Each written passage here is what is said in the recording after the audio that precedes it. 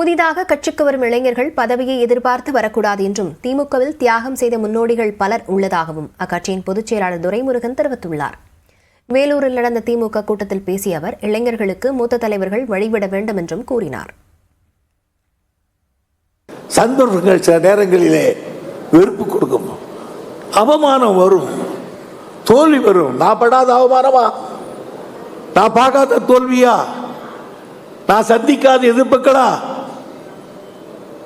ஆனால் அது வருகிற பொழுதெல்லாம் இதுக்காக நான் திமுகவில் இல்லை, இதுக்காக நான் திமுகவில் இல்லை, திமுக திமுக என்றால் இவையெல்லாம் பறந்து போயிடும்.